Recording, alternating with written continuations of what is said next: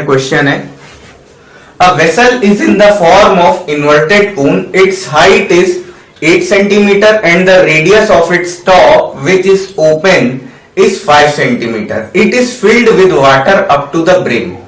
When lead shots, each of which is a sphere of radius 0.5 centimeter dropped in the vessel, 1/4 of the water flows out. Find the number of lead shots dropped in the vessel.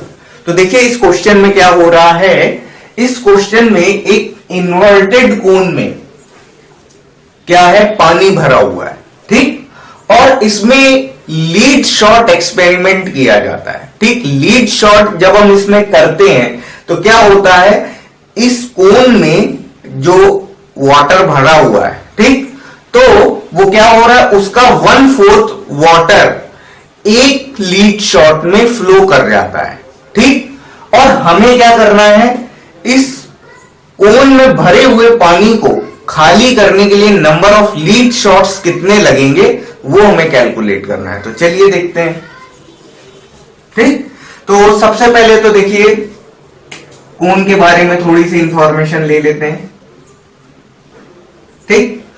तो कोन के बारे में, radius of cone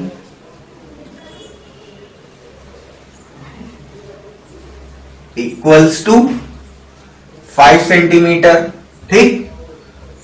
height of cone equals to 8 centimetre, ठीक। अगर हम जानकारी ले lead shot के बारे में, ठीक, तो उसके लिए बस खाली एक ही टर्म हमें चाहिए होता है, ठीक। रेडियस ऑफ, ठीक, हमें क्या दे रखा है, हमें रेडियस ऑफ ईच स्फीयर, ठीक। जो लीड शॉट हो रहा है, तो लीड शॉट जो हम इसमें कर रहे हैं और उसकी जो बुलेट्स हैं वो क्या है, स्फेरिकल में है, ठीक, स्फेरिकल शेप में है, 0.5 सेंटीमीटर, ठीक। अब देखिए क्या होगा, according to the question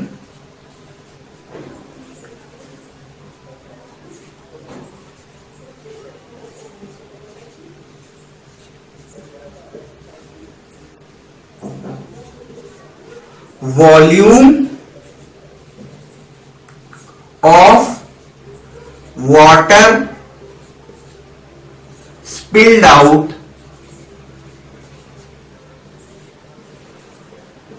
through the inverted cone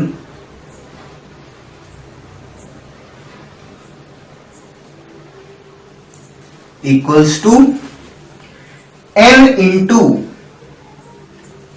volume of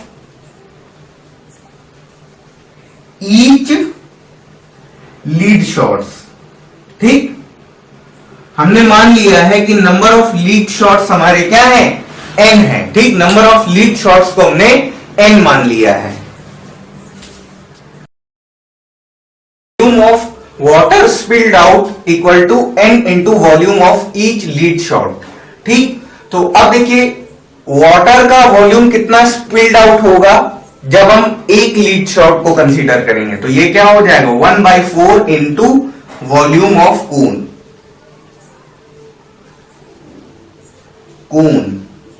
equals to n into volume of each lead shot,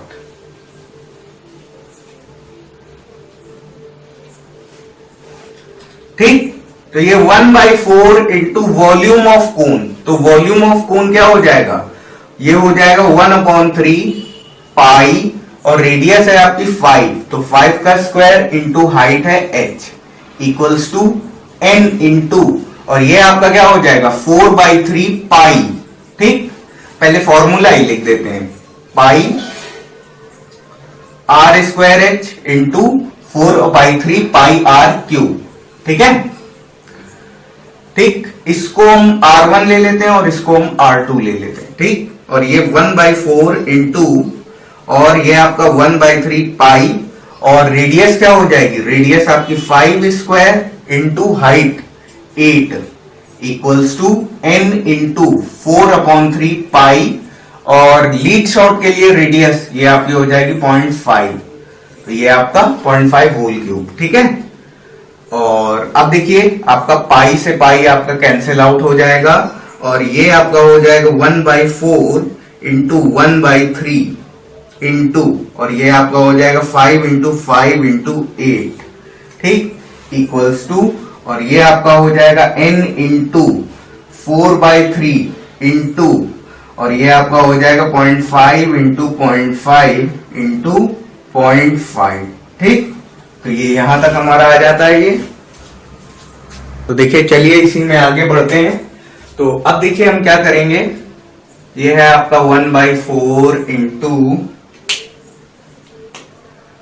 1/3 into 5 into 5 into 8 equals to n into 4/3 और ये क्या है 0.5 है, तो जब हम पॉइंट हटाएंगे तो ये आपका हो जाएगा 0.5/10 और ये आपका हो जाएगा 5/10। ठीक, पॉइंट हमने हटाया है यहां से और ये भी आपका कितना हो जाएगा 5/10। ठीक, तो अब आप लोग देख पा रहे होंगे कि यहां 5 से 5 हमारा कट जाएगा और इधर 5 से भी 5 हमारा कट जाएगा। ठीक है, अब इसको थोड़ा हम लोग क्या करेंगे, 3 से 3 हमारा कैंसिल आउट हो जाएगा और अब देखिए इसमें हम क्या कर सकते हैं, अब क्रॉस मल्टीप्लाई जब हम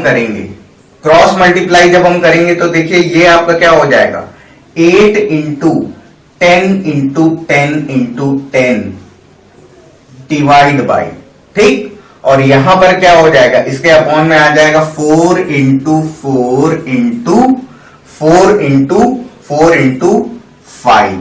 ठीक, तो अब देखिए ये आपका हो जाएगा, देखिए इसको 4 से डिवाइड करेंगे तो ये आपका 2 टाइम्स जाएगा, 5 से इसको 10 को डिवाइड करेंगे ये भी आपका 2 टाइम्स जाएगा। अब ये 2 इंटू 2 ये आपका मिलकर के हो गया 4, तो ये आपका पूरा 4 आपका इससे कैंसिल हो जाएगा। ठीक, तो ये आपको मिल जाएगा n इक्वल्स टू 100। ठीक, तो यहां से हम कह सकते हैं the number of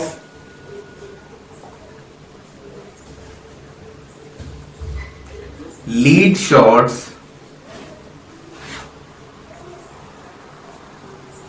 will be